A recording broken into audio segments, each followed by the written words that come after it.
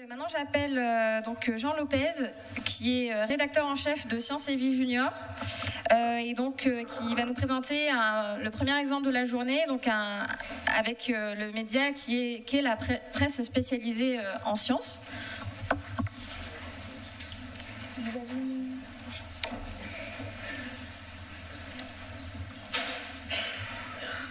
Mesdames et messieurs, bonjour.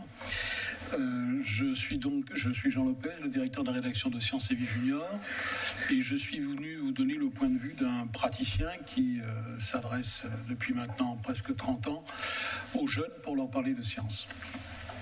La première bonne nouvelle, c'est que la science fonctionne auprès des jeunes, si j'en juge d'après les résultats dont j'ai pu voir l'évolution sur Sciences et Vie Junior, puisque aujourd'hui on peut dire que c'est un gros journal qui a 155 000 abonnés, qui vend 25 000 exemplaires supplémentaires en kiosque, qui est diffusé encore en plus dans la francophonie. On doit être aux alentours de 180 000 exemplaires vendus, ce qui en fait véritablement déjà un poids lourd dans son domaine. Il n'a pas évidemment de concurrents de ce type-là en France, ni même en Europe, dans la mesure où, à ma connaissance, il n'existe pas de journal scientifique généraliste s'adressant aux adolescents ailleurs en Europe.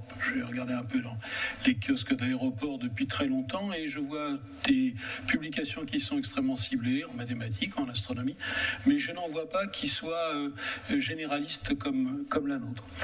Donc c'est un succès. C'est un succès qui date de 1989, date à laquelle il a été lancé. Il a été d'emblée un succès. Ce succès ne s'est jamais démenti. Les ventes ont progressé d'un tiers sur les 25 dernières années, ce qui est assez peu, mais ce qui est régulier. Et qui est aussi un phénomène qui est très notable, c'est que la presse française connaît aujourd'hui une situation extrêmement difficile, très tendue, avec une baisse du lectorat régulière et même depuis 2 ans quasi hémorragique.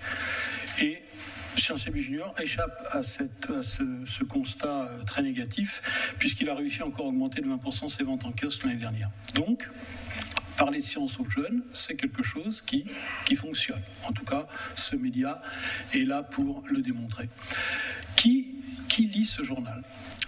Alors là aussi, il y a un constat d'entrée qui est assez frappant, c'est que les grands indicateurs qui étaient là au numéro 1 n'ont pas changé en 25 ans. Du point de vue de l'origine sociale des lecteurs, alors les grosses catégories du marketing traditionnel, c'est les SP+, les CSP+, et les CSP-. On est à quelque chose comme 80% de CSP+, 20% de CSP-. Ça n'a pas bougé. On parlait du problème du genre. Alors, les CSP+, sont les catégories socio-professionnelles dites supérieures, qui sont définies, alors ça varie d'année en année, qui sont définies par un certain niveau de revenus, par un certain nombre d'indicateurs qualitatifs. En gros, ce sont les classes aisées de la société, en tout cas celles qui ont un bon, on va dire, qui ont bénéficié d'études. Et les CSP-, ce sont par définition et par antiphrase les autres. Donc, c'est un journal qui s'adresse très, très majoritairement aux classes moyennes. Les classes populaires, pour reprendre une distinction encore plus floue mais plus ancienne, ne représente qu'un lecteur sur 5. Ça n'a pas changé. De même, la répartition entre garçons et filles, elle est complètement immuable sur un quart de siècle. Nous avions 2 tiers de garçons qui étaient abonnés, puisque c'est sur l'abonnement qu'on peut faire des études fiables, et 1 tiers de filles. Là aussi, une fixité absolue. Ça a varié peut-être d'1 point, enfin c'est la marge d'erreur de ce type d'enquête. Donc là, 2 tiers de garçons, 1 tiers de filles. Ce sera intéressant, j'ai écouté attentivement ce qu'a dit la sociologue qui m'a précédé, ce serait même intéressant qu'un jour elle vienne nous voir à la rédaction et qu'elle regarde le journal pour voir si, et jusqu'à quel point nous sommes nous-mêmes fabricants de stéréotypes. Ça fait pas le moindre doute que nous sommes aussi des fabricants de stéréotypes en matière de genre. On a souvent des échanges au sein de la rédaction sur cette question. Donc, garçons-filles, 2 tiers, 1 tiers. Nous avons également un concours d'innovation depuis 25 ans qui s'appelle le concours Sciences et Vie Junior Innové, qui s'adresse aux jeunes inventeurs en leur demandant de monter un dossier, de fabriquer une invention avec un certain nombre de critères environnementaux, matériaux de récupération, originalité, innovation. C'est un concours qui remporte un très très grand succès. C'est plusieurs milliers de dossiers maintenant, des centaines de brevets qui ont été développés. Et alors là, la répartition entre sexes, elle est carrément catastrophique, puisque c'est 90% de dossiers garçons pour 10% de dossiers filles. Donc c'est un journal effectivement c'est un journal qui est plus lu par les garçons que par les filles. Alors quand on demande aux garçons, est-ce que vous pensez que c'est un journal pour les garçons et pour les filles, ils répondent tous, c'est un journal pour les garçons. Quand on pose la même question aux filles, elles répondent, non, c'est un journal pour les garçons et pour les filles. La structure par âge n'a pas non plus beaucoup changé. Le recrutement se fait en termes d'abonnement environ à 11 ans, c'est-à-dire à la charnière CM2, 6e. Et on garde un lectorat en proportion significative jusqu'à la fin de la classe de seconde, ce qui en fait donc un journal des années collège pour 80 à 90% du lectorat. Ce qui pose, du point de vue éditorial, un problème considérable. C'est même le principal problème que nous rencontrons au quotidien, c'est comment équilibrer les choses entre une petite fille ou un petit garçon de 11 ans qui est encore en CM2 ou qui va rentrer en 6e et une fille ou un garçon qui se trouve en seconde ou qui va rentrer en première. Vous voyez le monde qui les sépare en termes cognitifs, bien entendu, mais également en termes de sensibilité. C'est très difficile d'équilibrer les choses. Alors, on essaye de panacher parce qu'on a un outil privilégié Sciences et Vie Junior qui fait un peu qui fait la différence avec d'autres médias, c'est que nous travaillons autant le texte que l'image.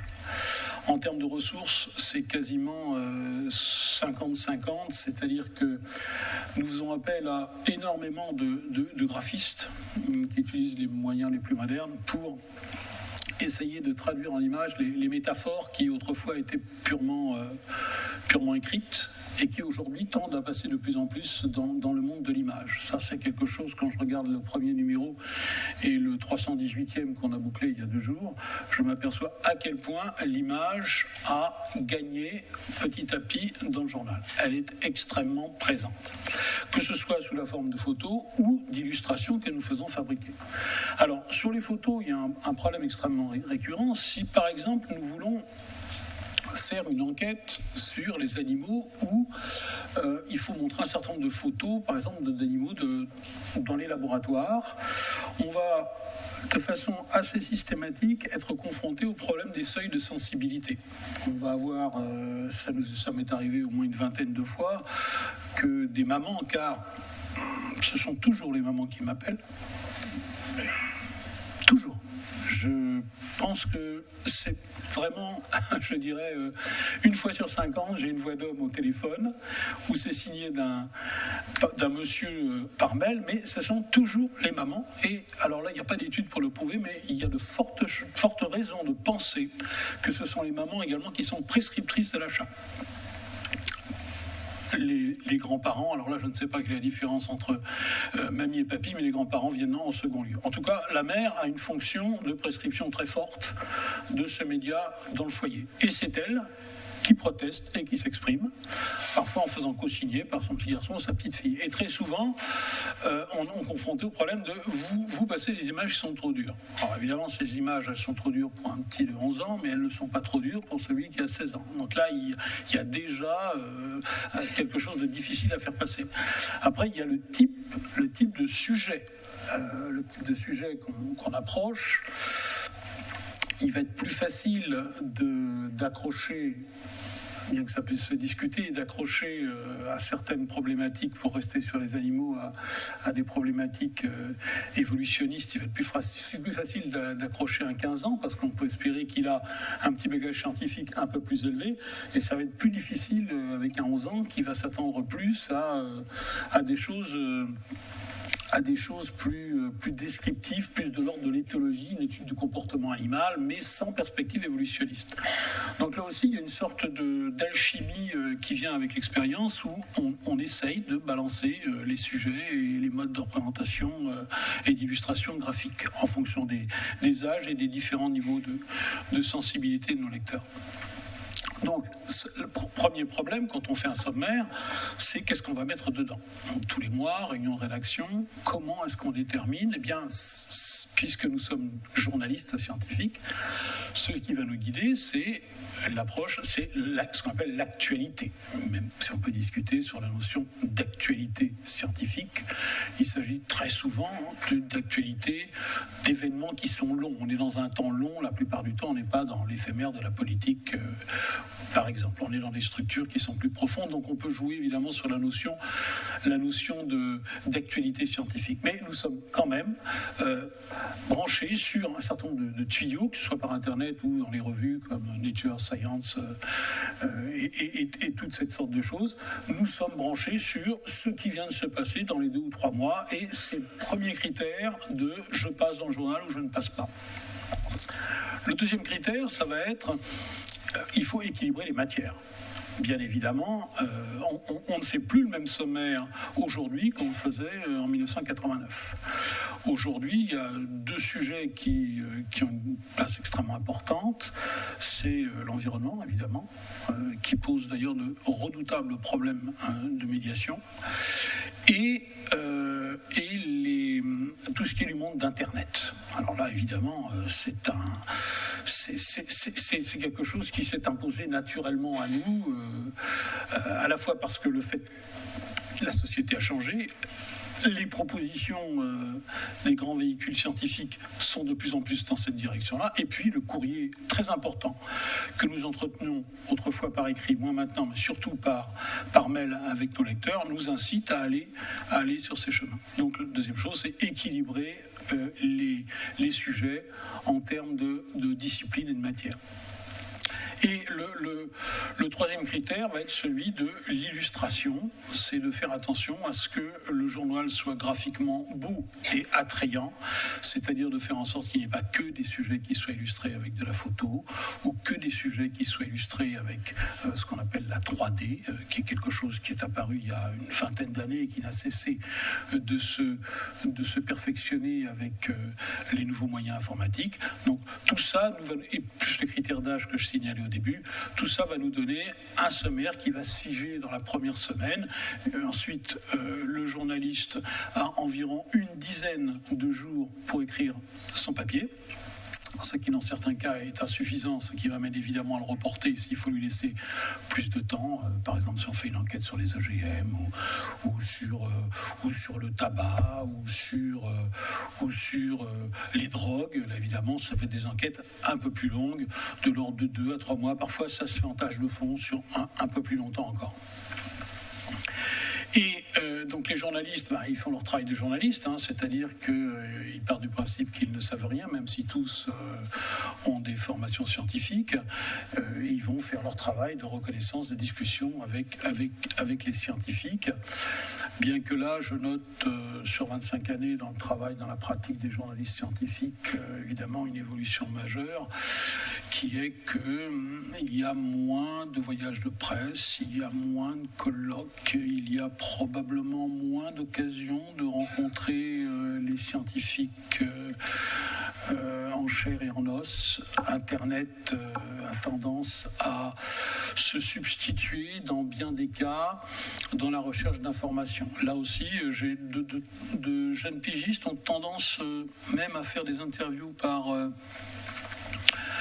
mail, ce que évidemment je leur déconseille, parce que c'est le fait de déposer par écrit la réponse à des questions posées d'avance élimine toute surprise et toute possibilité d'information tant soit peu intéressante. Donc là, il faut également aller un peu contre le courant majoritaire qui consiste à tout passer par Internet et à inciter les journalistes à sortir, comme on dit dans notre jargon, et à essayer le plus possible d'aller voir les gens les scientifiques sur leur lieu de travail. Donc procéder à leurs interviews, écrire avec les canons stylistiques de Sciences et Vie Junior, qui sont très particuliers, étant donné qu'on s'adresse à un public très jeune. Nous devons faire attention à utiliser des métaphores qui soient pas justes mais pas trop fausses.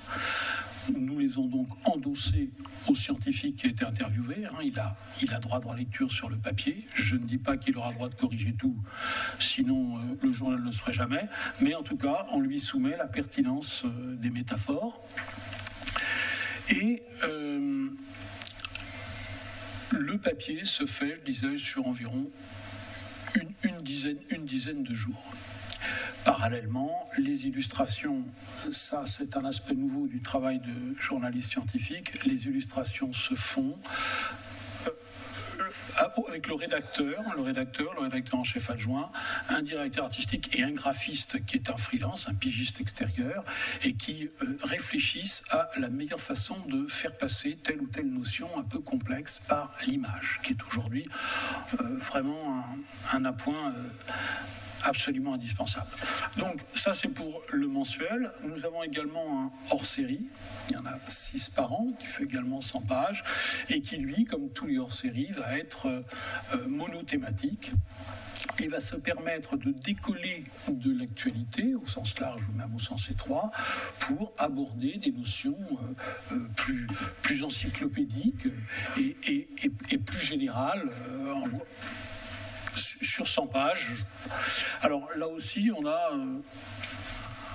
un nombre de lecteurs impressionnant, puisque ce hors-série ils sont abonnés les 2/3 des lecteurs du mensuel, ce qui dans la presse française doit constituer un cas absolument unique. 2/3 des lecteurs. Donc ça veut dire que nos lecteurs n'en ont pas assez avec 100 pages par semaine, par mois, excusez-moi. Par mois, il leur faut en plus 100 pages tous les 2 mois. Ce qui représente en termes de signes typographiques 200 à 250 000 signes sur un mensuel, c'est l'équivalent d'un folio jeunesse. Ça veut dire que nos lecteurs, et on sait par toutes les études qu'ils lisent très largement le magazine, en commençant de façon très disciplinée par le début en allant à la fin, ça veut dire que nos lecteurs avalent chaque mois l'équivalent d'un folio jeunesse et tous les 2 mois l'équivalent d'un 2e folio jeunesse. Donc une partie de la jeunesse lit volontiers de la science. Alors, en revanche, ce qu'on ne sait pas, c'est quel est le destin en matière de leur rapport à la science, le destin des lecteurs de Sciences et Vie Junior. On ne sait pas s'ils vont passer au grand frère, Sciences et Vie. Rien ne l'indique en tout cas. Il semblerait que vers l'âge de 17 ans, la lecture des médias scientifiques s'affaiblisse brutalement pour ne reprendre que beaucoup plus tard dans la vie. Ça se voit également dans les courbes démographiques du lectorat de Sciences et Vie adulte. Voilà, je vois qu'on me presse parce qu'il doit y avoir, excusez-moi, je serai intéressable sur ce journal, mais s'il y a des questions. Voilà, je voudrais juste qu'on laisse place aux questions dans la salle. Je suis sûre qu'elles sont nombreuses. À commencer par là. Oui, bonjour, je suis François Legrand au service de presse du CEA. Je voulais juste faire une remarque, puisque vous dites qu'il y a de moins en moins de contact entre les journalistes et les scientifiques. Il y a aussi de moins en moins de journalistes à nos points presse ou en réaction à ce qu'on émet. Et on a aussi, nous de notre côté, ce sentiment que les journalistes ont moins le temps de creuser. Je ne pense pas que ce soit un problème de bonne ou mauvaise volonté, mais structurellement, il y a cette problématique, je pense, dans la presse. Ils ont moins la possibilité de creuser leur sujet. C'est exact. Les conditions économiques de la presse se sont profondément modifiées depuis 25 ans. Il y a moins de temps partout, mais je pense que c'est un peu le problème de toute la société française. Alors chez nous, c'est particulièrement spectaculaire. Et effectivement, le temps où un journaliste pouvait passer 3 mois sur un sujet, ce temps-là est révolu. Aujourd'hui, il y a des contraintes économiques telles qui pèsent non pas sur Sciences et Vie Junior en particulier, mais sur les groupes, le groupe auquel il appartient, ou sur les groupes auxquels appartiennent les journaux concurrents. Il y a des contraintes économiques qui sont absolument considérables et que je ne voudrais pas sous-estimée, je dirais même que c'est avec elle que je me bats absolument tous les jours. Donc je suis, même si c'est douloureux, je suis obligé de souscrire à votre observation. Elle est juste.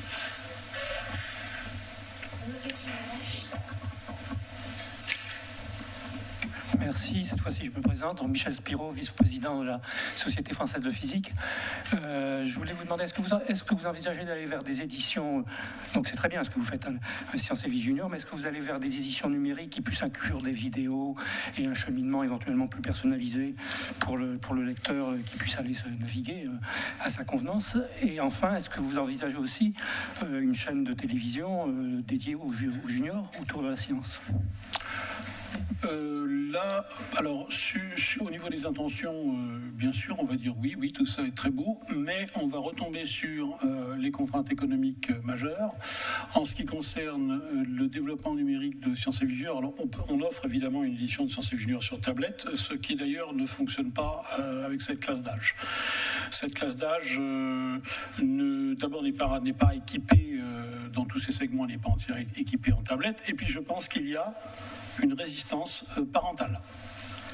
Une résistance parentale à non, tu passes ta vie sur des tablettes, tu ne vas pas encore lire Sciences et Vie Junior sur les tablettes. Donc de ce côté-là, on a fait un peu chou blanc, ça ne fonctionne pas. Maintenant, sur la possibilité d'avoir un site où l'on aurait un vrai site multimédia, avec éventuellement des parcours individualisés, là on se heurte à une contrainte économique, c'est que le monde d'Internet est un monde qui encore jusqu'à aujourd'hui reste massivement gratuit, il n'existe donc pas de modèle économique, et il n'a jamais été possible jusqu'à présent de convaincre les propriétaires de Sciences et Vie Junior de financer à ce qui semble être à fond perdu cette aventure-là. Nous avons une page Facebook pour entretenir un lien avec nos lecteurs, un site miroir, mais qui n'a pas du tout les caractéristiques que vous évoquiez. Je dirais donc que de ce point de vue-là, nous en sommes à l'an zéro. Tout est à faire, faute de modèle économique, c'est-à-dire faute de raison pour le propriétaire de cette entreprise à but lucratif, je le rappelle, sauf pour ce propriétaire, à trouver des ressources qui lui permettent de financer la masse salariale et tous les intrants qu'on a dans ce type de produit. Ça, c'est un véritable problème qu'affronte également notre collègue Sciences et Vie adulte. Comment financer ce qu'on met dans les tuyaux d'Internet? Car on ne peut pas mettre n'importe quoi, on ne va pas aller chercher des vidéos sur YouTube et les mettre les unes derrière les autres, ça n'a aucun sens. Il faut que là aussi, on considère ça comme un véritable média, donc avec une authentique rédaction, avec des conférences de rédaction, avec un regard à une distance critique sur ce qu'on émet, et en liaison avec les scientifiques. Et là aujourd'hui, ça dépasse véritablement nos moyens.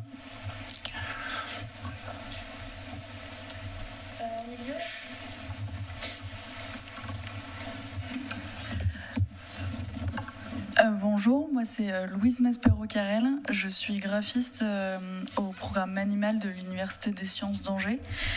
Tout à l'heure vous disiez qu'il y avait 2 nouveaux sujets. Pour Sciences et Vie Junior, il y avait Internet et l'environnement, mais que l'environnement rencontrait des problèmes de médiation, qu'il y avait des problèmes justement pour parler d'environnement aux jeunes. Je voulais savoir lesquels et pourquoi. Je dirais que c'est le catastrophisme et l'impuissance. Et la complexité. Il y a deux choses qui sont de nature très différente. Catastrophisme et impuissance, ça signifie que nous devons faire très attention, après quelques erreurs manifestes, nous devons faire très attention à la façon dont on présente les problèmes environnementaux. C'est déjà douloureux pour les adultes d'affronter un certain nombre de réalités, mais lorsqu'on a 11 ou 12 ans, vous présentez un monde où absolument tout va mal, tout se dérègle. C'est quelque chose, je crois, qui peut être profondément négatif. Il y a eu beaucoup de réactions négatives des lecteurs, notamment des plus jeunes, sur ces questions, et des mamans, des sévères mamans qui sont derrière. Et qui veillent à ce que, attends, vous avez cassé le moral de mon garçon, comment se fait-il, vous ne pouvez pas. Donc on a vraiment profondément réfléchi et on essaye systématiquement d'avancer des solutions. C'est-à-dire pas se contenter du constat et de l'explication comment on en est arrivé là, mais de dire systématiquement, et ça prend une grande part de l'article, voilà ce qu'on peut faire pour que les choses aillent mieux. Voilà ce qu'il faudrait changer, soit dans les comportements, soit dans les process. Voilà ce qu'il faut faire. Donc ça c'est un premier problème parce que ça n'est pas toujours et immédiatement possible. Donc c'est la première chose qu'on doit me présenter rédacteur, pourquoi je valide un sujet. La deuxième chose, c'est que l'environnement, c'est quelque chose de complexe, où sont convoquées de nombreuses disciplines scientifiques, mais également l'économie et la politique. Enlever un de ces éléments, c'est se condamner à ne pas comprendre grand-chose. Et là, on a affaire à un niveau de complexité qui peut être un peu décourageant. Quand on a 11 ans, ou 12 ans, on n'a pas tous les tenants et aboutissants de ce genre de choses. C'est assez complexe. Il faut manipuler beaucoup de notions différentes. Donc là aussi, on va faire attention à ce que ce soit bien possible en termes d'espace. On a environ 15 000 signes typographiques pour expliquer des phénomènes qui sont parfois complexes. Et il y en a certains d'ailleurs qu'on est obligé de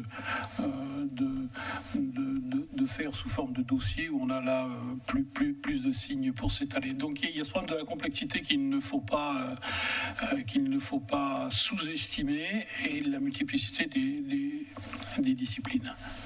C'est le deuxième point qui fait qu'on regarde toujours à deux fois avant de passer un sujet environnement, ce qui n'empêche pas qu'il y en a toujours un ou deux par numéro.